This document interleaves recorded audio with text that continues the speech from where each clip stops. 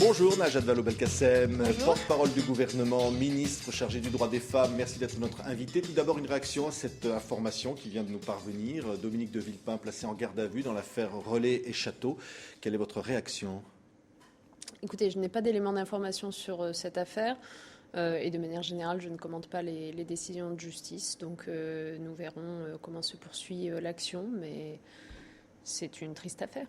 Vous dites, il y a l'affaire de Mme Bettencourt, dans laquelle peut-être Nicolas Sarkozy pourrait être entendu un jour. Vous dites toute la justice doit passer ? Bien sûr, c'est très important en effet que les Français sachent que leur justice fonctionne bien et pour tout le monde. Il n'y a personne qui est au-dessus des lois de cette façon-là ? Absolument, personne n'est au-dessus des lois, mais vous savez, quand on est responsable politique ou responsable, quel que soit le domaine d'activité d'ailleurs, je crois qu'il ne faut jamais se croire à l'abri des poursuites, parce que plus encore que les autres citoyens, vous avez un devoir d'exemplarité, vous êtes regardé, vous devez vous comporter, mettre en conformité vos actes avec vos propos et avec la loi en particulier, c'est une évidence. Tout à l'heure, Jean-Marc Ayrault, le Premier ministre, a dit la fin du président normal, c'est-à-dire François Hollande. Il dit maintenant, on est passé à une autre étape. Ça veut dire que, en fait, on change. François Hollande n'est plus le même. François Hollande est resté le même dans le sens où d'abord, vous aurez remarqué dans son intervention une grande cohérence entre ses engagements actuels et ses engagements de campagne présidentielle. Tout ce à quoi il s'est engagé devant les Français, il le fera, il le fait déjà. C'est resté le même dans la proximité qu'il affectionne tellement avec les Français, ce contact direct qu'il a décidé à venir désormais régulièrement de ce point de vue-là. Expliquer son action. Donc c'est un président normal dans le sens où il est finalement dans une grande simplicité, une grande proximité. Maintenant, ce que Jean-Marc Ayrault soulignait en effet, c'est qu'un président de la République, par définition, a le poids de la charge sur les épaules et que tout le monde comprend très bien que François Hollande ait acquis une stature, un statut qui fait de lui le garant de l'intérêt général du pays et pas un Français comme les autres parmi les autres. Oui, les Français attendaient le changement. Maintenant, ils ont l'impression d'avoir la rigueur.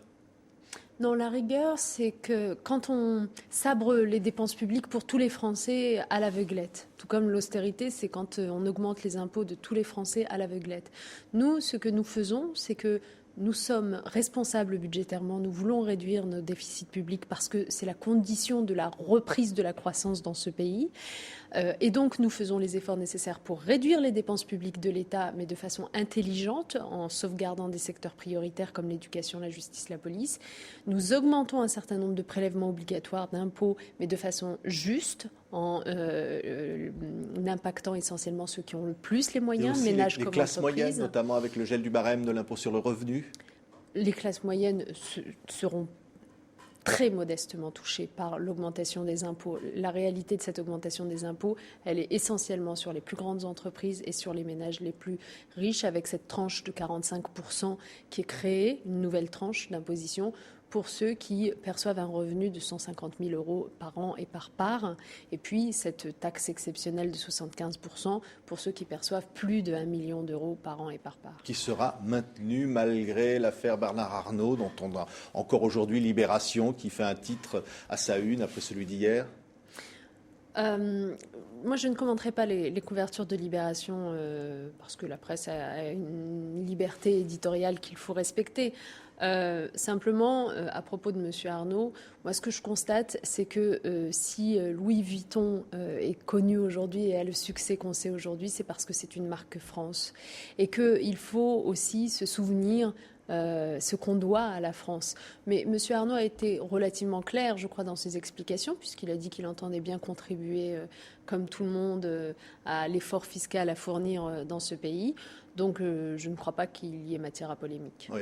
En matière sociale, Christiane Taubira a annoncé donc le mariage homosexuel, le droit à l'adoption pour les homosexuels.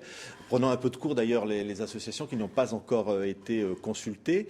Vous dites évidemment ça va se faire dans ces conditions-là. Moi, ce que je dis, c'est que le président de la République avait pris un engagement clair, celui d'ouvrir le mariage aux couples homosexuels qui n'y avaient pas accès pour le moment, ainsi que l'adoption. Et donc, il y a un travail de consultation qui est fait en ce moment et qui permettra de construire un texte qui soit un texte à la fois audacieux et en même temps qui protège juridiquement les nouvelles familles constituées. Parce que vous savez, ce n'est pas une mince affaire que de revoir l'intégralité du Code civil pour faire en sorte que eh bien, les enfants de ces nouvelles familles soient totalement protégés au même titre que les enfants des familles actuellement constituées. Il y a un certain nombre de sujets qui se pose dans le cadre de cette loi qui va constituer une réforme en profondeur structurelle de la société. Et je suis très heureuse que nous puissions l'adopter. Est-ce que vous pensez, comme Jean-Christophe Cambadélis ce matin, candidat à la direction du Parti socialiste, qu'il ne faudrait pas ennuyer les Français avec un référendum sur la question du mariage homosexuel ? Mais d'une certaine façon, le référendum a déjà eu lieu. Il a eu lieu il y a 4 mois, au moment de la campagne présidentielle. Est-ce que nous avons caché notre volonté de vouloir autoriser le mariage pour tous et le droit à l'adoption pour les couples homosexuels ? Non. Au contraire, nous l'avons mis en avant pendant notre campagne. Les Français nous ont élus sur ce programme et donc nous tenons nos engagements. Oui. Pour la question du droit des femmes, alors il y a un certain nombre d'actions, un plan interministériel pour l'égalité hommes-femmes dans les services publics, dans la diplomatie d'ailleurs, vous êtes intervenu sur ces questions-là. Vous allez être d'une grande rigueur. On peut arriver à des résultats rapidement ? D'abord, ça faisait 26 ans qu'il n'y avait pas eu de ministère des droits des femmes, donc c'est vrai qu'il y a un vrai retard à rattraper. Mais vraiment, parce que le problème avec les droits des femmes et l'égalité entre les sexes, c'est que quand on n'avance pas, on recule. On ne fait pas du surplace. Or, on a reculé ces dernières années, ces dernières décennies. On a reculé sur la question de l'égalité professionnelle, puisque finalement, les 26% d'écart de rémunération en moyenne entre les hommes et les femmes, loin de se résorber, ont été creusés par des difficultés particulières liées à l'augmentation des temps partiels contraints, au développement d'un certain nombre de métiers où on retrouve essentiellement des femmes qui, dans les métiers de la propreté, de l'aide à domicile, etc., ont des horaires atypiques, des conditions de rémunération très faibles, etc. Donc tout cela a creusé les inégalités professionnelles. Sur le domaine de la liberté des femmes à disposer de leur corps, on voit bien que si le droit à l'IVG est inscrit dans la loi, aujourd'hui c'est de plus en plus difficile de trouver un centre d'accueil IVG. Donc il y a des difficultés. Et on peut par exemple dans les services publics, vous allez rencontrer chaque ministère, chaque administration, exiger l'égalité, la parité ? Eh bien exiger l'égalité, si on veut que l'égalité avance pendant ce quinquennat, et je le souhaite ardemment, il faut mobiliser l'ensemble des membres du gouvernement, l'ensemble des ministères. Et donc, avec le Premier ministre, nous avons pris cette décision formidable d'associer tous les ministères en leur demandant à chacun de nommer en leur sein un haut fonctionnaire à l'égalité homme-femme, que j'ai réuni récemment. Avec chaque ministère, j'organise des conférences de l'égalité pendant lesquelles on passe en revue ce qu'ils pourraient faire dans leur domaine d'action pour améliorer les droits des femmes. Puis on passe en revue aussi leur gestion des ressources humaines, parce que chez les fonctionnaires aussi, l'égalité homme-femme, c'est pas toujours ça, surtout dans les plus hautes responsabilités. Et donc, à partir de ces conférences de l'égalité, nous allons construire pour le mois d'octobre un plan d'action extrêmement ambitieux dans tous les domaines, santé, justice, éducation, culture, etc., pour l'égalité entre les sexes. Merci, Najat Vallaud-Belkacem, donc ministre du droit des femmes et porte-parole du gouvernement, d'avoir été notre invitée.